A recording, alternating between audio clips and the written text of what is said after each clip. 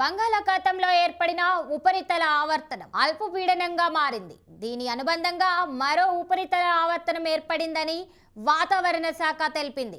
తదుపరి 2 రోజులలో ఇది అల్పపీడనంగా బలపడి పశ్చిమ వాయువ్య దిశగా తమిళనాడు తీరం వైపు కదిలే అవకాశం ఉంది.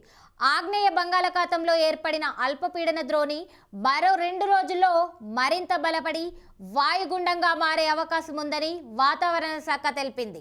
ప్రస్తుతం అల్పపీడనం పశ్చిమ వాయువ్య దిశగా కదులుతూ తమిళనాడు తీరం వైపు పయనిస్తోంది. దీని ప్రభావంతో 3 రోజుల పాటు తమిళనాడు, ఏపీలోని కోస్తా రాయలసీమలో మోస్తారు నుంచి భారీ వర్షాలు కురుస్తాయని ఐఎండీ పేర్కొంది. తిరుపతి, అన్నమయ్య, చిత్తూరు, నెల్లూరు, బాపట్ల, విజయనగరం, విశాఖపట్నం, శ్రీకాకుళం జిల్లాలకు రెయిన్ అలర్ట్ జారీ చేసింది వాతావరణ శాఖ. వీటి ఫలితంగా రాష్ట్రంలో రాగల 3 రోజుల వరకు వాతావరణ సూచనలు ఎలా ఉన్నాయంటే తేలికపాటి నుండి ఒక మోస్తారు వర్షాలు 1 లేదా 2 చోట్ల కురిసే అవకాశం ఉంది. తేలికపాటి నుండి ఒక మోస్తారు వర్షాలు లేదా ఉరుములతో కూడిన జల్లులు కొన్ని చోట్ల కురిసే అవకాశం ఉంది. ఉరుములతో కూడిన మెరుపులు 1 లేదా 2 చోట్ల సంభవించే అవకాశం ఉంది. భారీ వర్షాలు 1 లేదా 2 కురిసే అవకాశం ఉంది.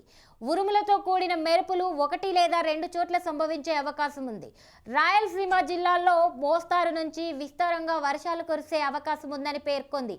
కొన్ని చోట్ల అతి భారీ వర్షాలు కురుస్తాయని హెచ్చరించింది. కావున ఏపీ, రాయలసీమ ప్రజలు అప్రమత్తంగా ఉండాలని వాతావరణ శాఖ సూచించింది. మత్స్యకారులు ఎవ్వరూ కూడా వేటకు వెళ్లకూడదని వాతావరణ శాఖ అధికారులు సూచిస్తున్నారు.